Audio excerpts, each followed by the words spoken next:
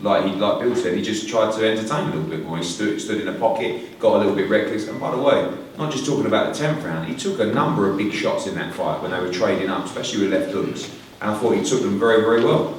But you know, I thought it was a 9 out of 10, just purely for the fact that, you know, if he was probably a little bit smarter, he would have just probably won every round. But it wouldn't have been as exciting. And that coach probably don't want it to be that exciting. Trainers never do, but fact is, everybody who watched that fight loved it. Yeah, it was a great fight. 10 performance. Bill. Okay, Eddie, can I ask you a quick question?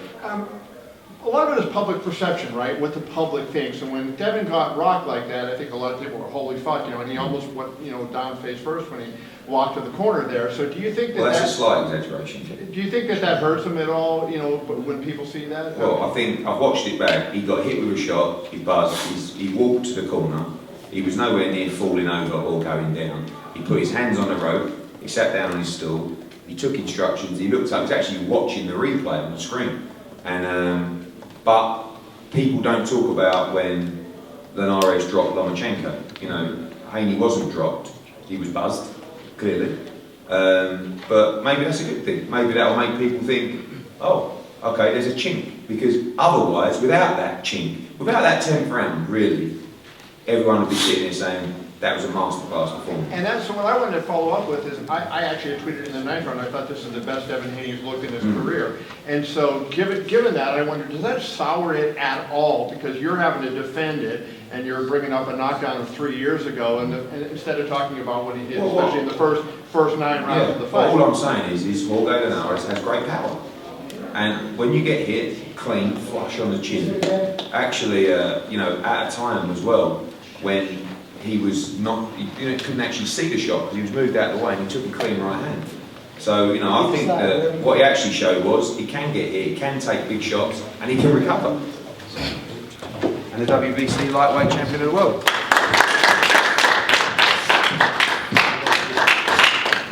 Good job, champ. Devin, just can you talk about the 10th round specifically? I mean, we were talking about a great performance for you, but what in the 10th round, describe what happened, and do you feel that marred your overall performance? The fact that you had such a good performance and that little stumble back to the corner, did that mar it at all? You know, this is boxing. You know, if you go in there and you think that you're not going to get hit with any punches, you know, through a 12-round fight, and you know, it's unbelievable, especially against a guy who's been in there in the biggest fights, who dropped the guy who's the best defensive fighter, has the best legs, the best ring IQ, Loma. He went in there, he hit me with a good shot, and I showed grit. I showed that, you know, I still came out strong after that, and I showed that I'm a true champion. Devin, what will you remember about this particular fight when it's all said and done? I don't know. I gotta go back and watch the fight. You know, I'm thankful, you know, for this fight. I'm thankful for the opportunity. I'm thankful, you know, that I got to showcase my skills at the top level, and we'll see.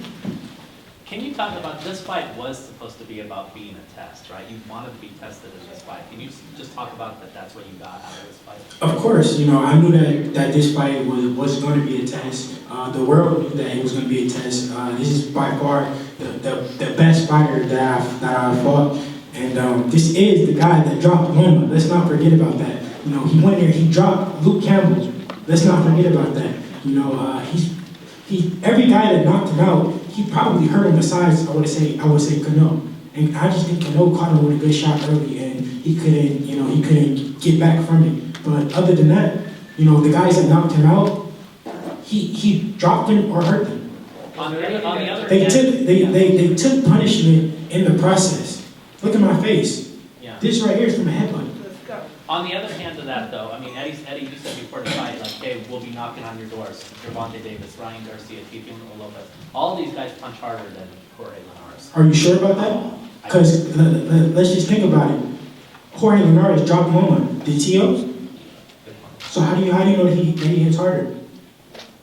You don't. Were you surprised by Linares' power at all? Were you surprised by Linares' power at all? Early on, when I was walking him down, he didn't have any type of power. I didn't feel any power in the beginning of the fight. But late, I was surprised that he carried power late in the fight, but he just showed that he was a veteran. But his power wasn't what I thought it was. Honestly, I thought that he would hit much harder than he did. Devin, to that point, which I was going to ask about that, because early on he dominated for so long, and then out of nowhere, he showed signs of life over those last several rounds. As you say you were surprised, did it not necessarily throw you off your game or get you out of your rhythm, but were you stunned mid-round at any time, any of those last few rounds? Where is it coming from? No, I wasn't. If you look at if you look in the, I want to say the 11th round, I still came out strong after that. So it wasn't what you guys thought it was. Devin, you fought tonight through some adversity and fought in maybe the most entertaining way that people have seen you against certainly against a high-level opponent. And then the fans booed. Did that surprise you? No, it didn't surprise me. At the end of the day, I stayed focused. Of course, the fans, they want an entertaining fight. So, sometimes, they may boo or whatever the case may be. But I went in there and got the job done, and I thank God a lot for the victory tonight. Devin, talked with Eddie about that big fight everyone wants to see with Lopez. He says, obviously he wants the fight on the zone, but network's not an issue if that's what it comes down to. Is that the fight you still want next, and any message to Teofimo Lopez? Of course, why wouldn't I want that fight next? I want to become the real undisputed king of the lightweight division. I want to make the biggest fights happen. This is the first of many. So let's do it next. Devin, Any message to Teofimo? Let's do it next. Devin, I asked this of your father, and I know that you want the big fight, but if you can't get it next, I'm just wondering, do you know how your body feels better than everybody else? How many more fights do you think you're willing to do at 35, or can you do this at 35? Honestly, if it's not the big fights at 135, then I'm going to go up. It's no point for me to stay at 135 if I can't get the big fights. But my main focus is doing whatever it takes to make these big fights happen, and I think that will happen soon. Devin, talk to us about the discipline, the being able to remain poised throughout such a young age. You show so much skill, so much ring IQ. Just 22. Talk to us about that, especially against a high-level fighter. That was part of the game plan. I knew that it was possible for him to, land some good shots in the fight. I ran up. I heard. I'm not sure exactly on the scorecards, but I heard that I ran up the first 9 rounds. If you look at the fight with Loma, before the knockout, I think Linares was winning. I think he might have been up a round or 2. So I just showed a different skill set that I'm on a different level. I mean, you just mentioned Loma. He's fighting at the end of the month. The next month, I'm sorry. He didn't give you that fight. Would you be willing to give him that fight should he be successful against Nakatani? Of course, I want to fight the best fighters in the world. I'm not ducking or dodging nobody. I want to make the biggest fights happen. Whoever is next, I'll be ready for it, and let's do it.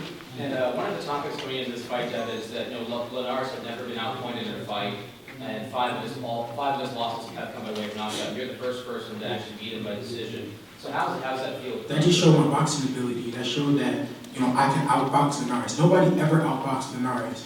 Nobody ever ran up rounds like I did on Linares. So it was either Linares was winning the fight and they knocked him out, because they had to knock him out, or they just caught him with a big shot like Cano did and put the pressure on him. Thank you. Eddie, Even DeMarco, if you look at the DeMarco fight, he was winning the DeMarco fight. You look at the Loma fight, he was winning the Loma fight. Who else? I can't even think of the other guys. Just to throw this out there, we talked about Ryan Garcia and Lopez. Gervonta Davis has a belt. Can you do business with Hal if that fight presents itself? He has a fight in June. So if Lopez, Bob couldn't get Lopez. What belt does he have? You said Gervonta. Would you consider him at all? You said he has a belt. Well, he has whatever you call that. Seven Cruz. I think that there's the great thing about this situation is there is no network problems. And that's generally an excuse as to why a fight can't get made. So there are no excuses.